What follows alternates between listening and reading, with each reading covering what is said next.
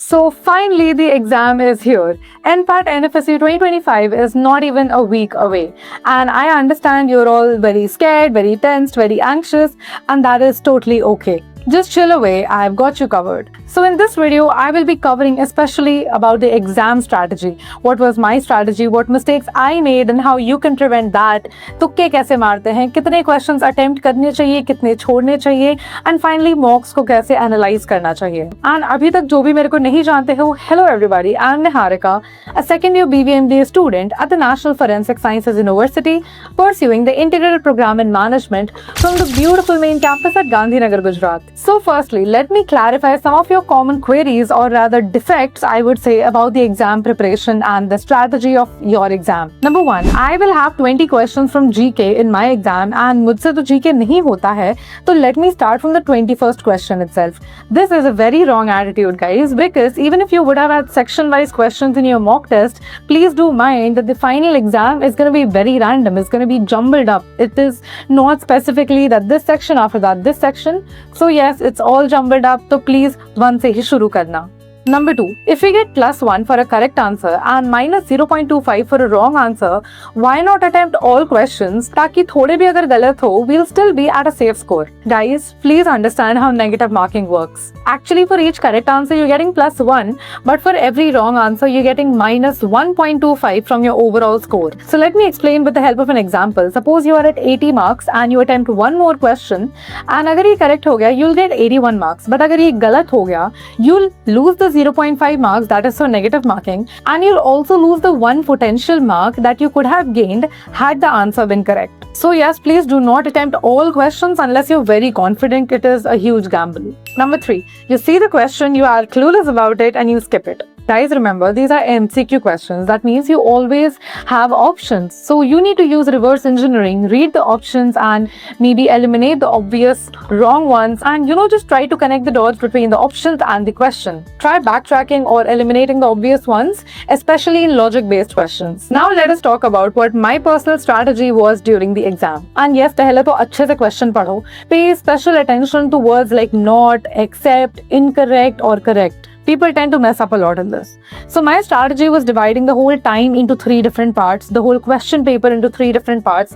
कौन से 3 parts? First, the easy ones, the short 1-2 liner questions जो देख के ही I was like, ये तो मेरे से गलत नहीं हो सकता. So as soon as the timer of 90 minutes started, I started going through the entire question paper and solving these easy wins and leaving all those questions unanswered that I'm clueless about or I'm unsure about. This will make sure that I have a good start and I'm a bit confident about the exam. And next up, the second part, my weakest area. So honestly, even though I'm not that bad at arithmetic, I am pretty good at it, but मेरी math से बहुत फटती है. मेरे को तो maths and quant से बहुत डर लगता है. So I kept that for the middle part because I had it in my mind that if I attempted this section at the very start, मैं panic कर जाऊंगी. Even if something goes wrong, I'll just panic and I'll ruin the rest of the paper. And if I attempt it at very last, I'll again panic because there will be very less time. So I need to keep it at the center, at the middle part, where I'm calm and composed and already used to the paper pattern. This is again something you need to realize for yourself. Are you better at theory or are you better at problem solving? So the next time I started going through the entire paper, I solved all of these calculation intensive ones, the logical reasoning or the quant based questions, and gave a majority portion of my time to it. And again, the third part is about guesswork, tukka marna. So I personally do not believe a lot in tukka marna because मेरे आधे से ज़्यादा तुक्के तो कभी correct होते नहीं है, but sometimes that is the only option you have left. So the basic idea behind this is that once you are reaching the third part, as in you've gone through the entire paper 2 whole times, you already know that you have a good number of attempts or not. So once I was done with all of this, I knew कि okay, मैंने 90 to 93 questions attempt कर रखे हैं. So maybe even if I guess 4-5 questions, I can take that risk because I was confident कि I have a good number of correct questions in my previous 2 sections. So yes, I did it. I had around 97 out of 100 attempts. But again, nobody is telling you to do it that much. याद रखो, अगर paper complicated हुआ, difficult हुआ, it's going to be the same for everybody and cut off normally नीचे चला जाएगा. So you do not have to again force yourself कि नहीं दीदी ने तो 97 किए थे, हमको भी 97 करना है. It does not work like that. Finally, after all of these 3 are done, we come back again to the starting to review each and every question in detail. Because काफी बार ऐसा होता है that you know the correct answer, you have marked it correctly in your head, but screen पे कुछ और दिखा देता है. That is totally fine. It just happens. So make sure that you're reading the question and the answer that you have marked. Now the strategy that I told was my personal strategy, so obviously for BBMBA ka course. Let us also discuss individual strategies for different courses, starting with BSc MSc Forensic Science. Again, this is all about PCB. You just have physics, chemistry and biology. So you can apply the same strategy. If you know that you're strong with physics, then attempt it first. If you know that you're strong with chemistry, attempt it first. And center mein wo rakho which is complicated, which you're a bit weak at and you're not very confident about. And finally, last mein the remaining one, and again the reviewing thing. Now talking about BSc Criminology and Forensic Science. So for you guys, it's a 50-50 trade-off. But what my personal advice would be that since you are a science student and you're well versed with PCB, well, the analytical reasoning part or the general awareness is not something that you guys would have typically done in your entrance exams like NEET or anything else. So तुम लोग पहले अपना PCB पूरा attempt करो, whatever you're good with, whatever you have attempted in other exams, and then come to the analytical reasoning part. And honestly, तुम लोग science वाले हो तो you will be able to do it, don't worry. Next up for BTech MTech. So for you guys, again, since you're a science student, you're very well versed with physics, chemistry and maths from your 11, 12, from your JEE or from other competitive exams, please attempt that. And again, it's good for you because that is the 80% of the portion. So the rest of the English grammar, general awareness is just 20%. So do not worry, आराम से हो जाएगा. Come back to it later once you're done with everything else and you're confident about it.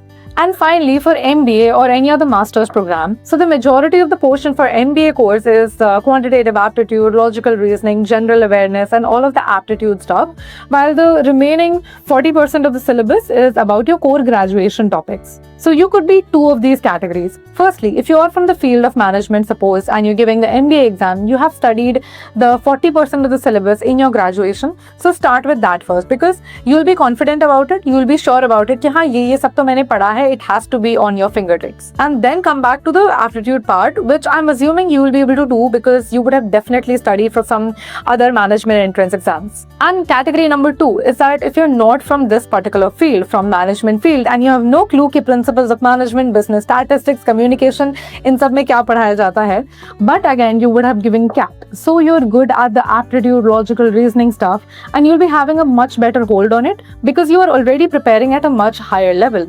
So I would suggest you can start with the 60% of aptitude and then come back to the 40% of core management related topics.